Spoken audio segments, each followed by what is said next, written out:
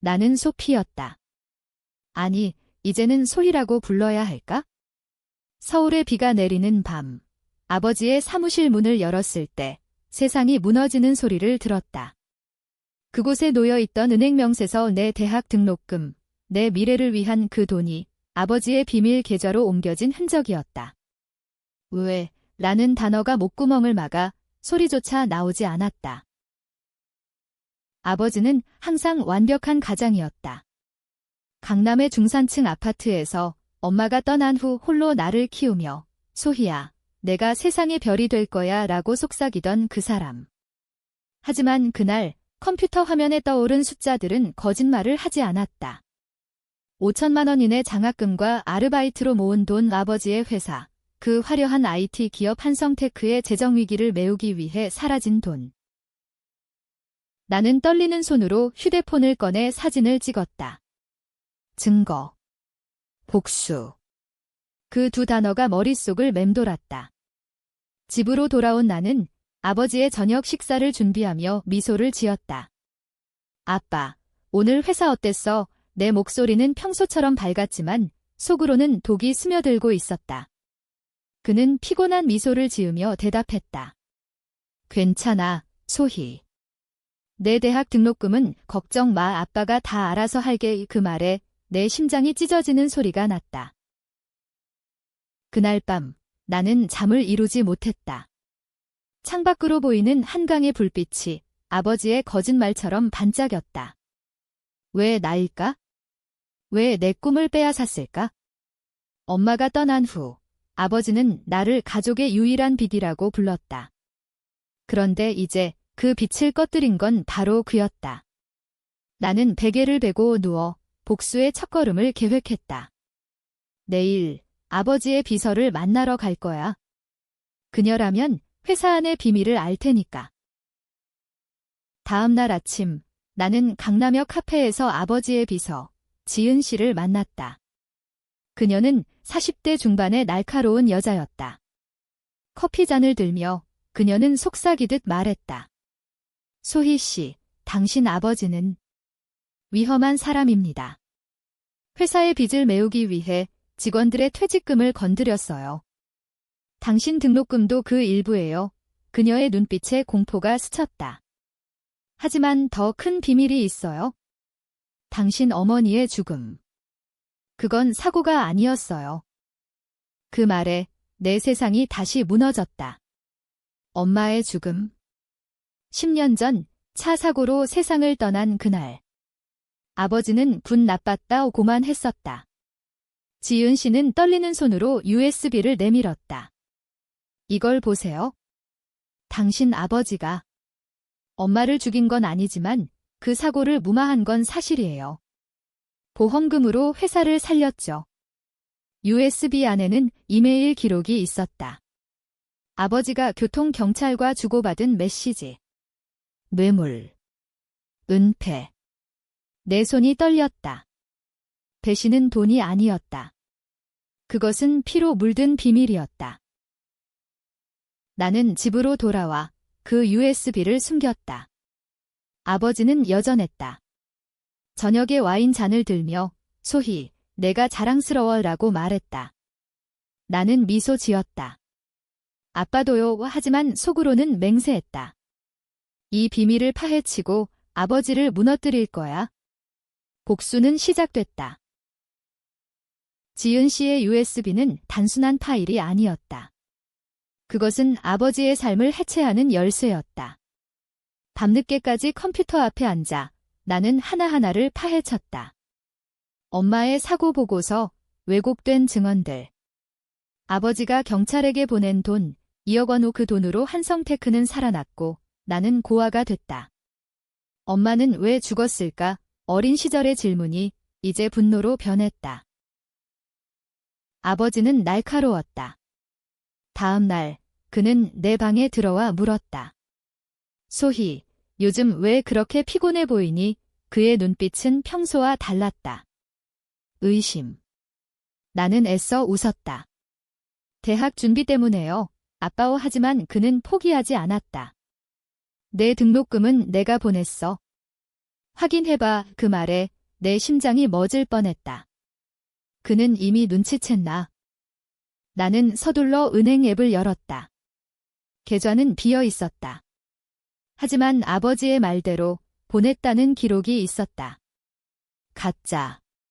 그는 나를 속이기 위해 조작한 거였다. 고마워요.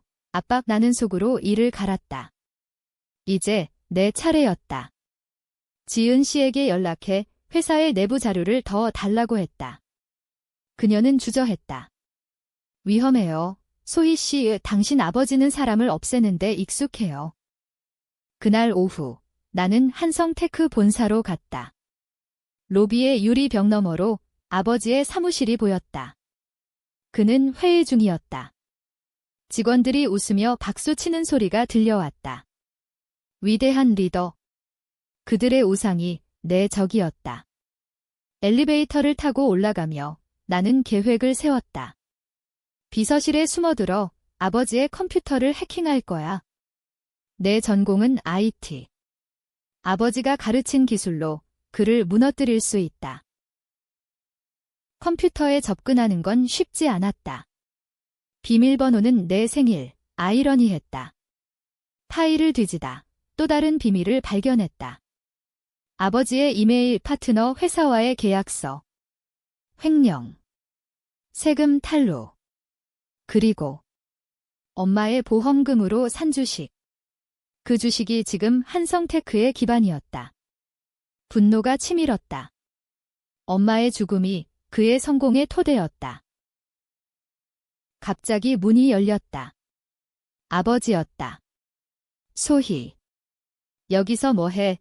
그의 목소리에 놀라움이 섞였다. 나는 황급히 창을 닫았다. 아빠, 그냥.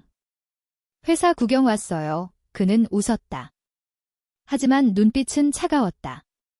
그래, 같이 점심 먹자. 이 식사 중 그는 계속 물었다. 대학은 어디 갈 거니?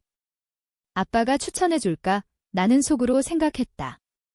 내가 망친 미래를 내가 되찾을 거야. 집에 돌아온 밤, 나는 익명 계정으로 온라인 포럼에 첫 포스트를 올렸다. 한성테크의 어두운 비밀. 세부 사항은 숨겼지만 횡령 루머를 뿌렸다. 조회수가 올라가기 시작했다. 복수의 첫 불꽃. 하지만 지은 씨로부터 메시지가 왔다. 조심해. 당신 아버지가 당신을 감시하고 있어. 공포가 스쳤다. 이 게임은 이제 시작이었다. 루머는 번졌다. 다음 날 한성테크 주가가 2% 하락했다. 뉴스에서 아버지의 인터뷰가 나왔다. 악의적인 소문입니다. 우리 회사는 투명합니다. 그의 얼굴은 창백했다. 나는 TV를 보며 미소 지었다. 하지만 기쁨은 오래가지 않았다. 학교 친구로부터 전화가 왔다. 소희, 너 아빠 회사 왜 그래? SNS에서 난리야. 나는 부정했다. 모르겠어. 아버지는 집안 분위기를 바꿨다. 더 달콤해졌다. 아침에 팬케이크를 만들어주고 소희, 아빠 믿어? 라고 물었다. 나는 고개를 끄덕였다. 하지만 속으로는 칼을 갈았다. 지은 씨와 만나기로 한 날, 나는 카페가 아닌 공원으로 장소를 바꿨다. 그녀는 지쳐 보였다. 소희 씨, 그만하세요.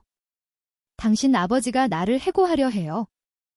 그녀가 건넨 서류 뭉치 회사의 장부. 아버지가 직원들의 연금을 빼돌린 증거. 그리고 더 충격적인 것, 엄마의 사고 차량. 아버지가 그 차를 팔아치운 기록. 왜요? 왜 엄마를? 지은 씨는 울먹였다. 당신 어머니는 이혼하려 했어요. 회사 돈을 알게 됐거든요. 아버지는 막으려 했어요. 사고는 의도적이었다. 브레이크 조작. 아버지의 지시. 증거는 없었다. 하지만 의심은 커졌다.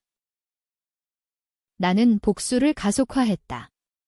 익명으로 언론에 팁을 보냈다. 한성테크 CEO의 과거 스캔들. 기사가 나왔다. 아버지의 이름이 헤드라인에. 그는 집에서 소리쳤다. 이게 뭐야? 누가 이런 짓을. 나는 방에 틀어박혀 눈물을 흘렸다. 슬픔. 아니, 승리감. 하지만 그는 나를 불렀다. 소희, 너, 아니, 내가 아닐 거야. 그의 눈에 광기가 스쳤다. 그날 밤, 나는 도망칠까 고민했다. 하지만 포기할 수 없었다. 다음 단계, 아버지의 파트너를 만난다. 유 선생님, 옛 친구, 그는 카페에서 기다렸다. 소희, 내 아버지는 악마야? 나도 피해자지. 같이 무너뜨리자. 그는 더 많은 증거를 줬다. 뇌물장부. 이제 내 손에 모든 게 있었다. 유 선생님의 말, 내 어머니는? 내 아버지를 사랑했어. 하지만 그 사랑이 독이 됐지. 엄마의 일기. 그녀는 아버지의 범죄를 알았지만 용서하려 했다. 나 때문에. 그 사실이 나를 흔들었다. 아버지는 악마인가? 아니면 나처럼 상처받은 사람. 복수는 이제 내 안의 균열을 만들었다. 주가는 폭락했다. 한성테크는 파산 위기. 아버지는 미쳤다. 매일 밤 술에 취해 소리쳤다. 누구냐?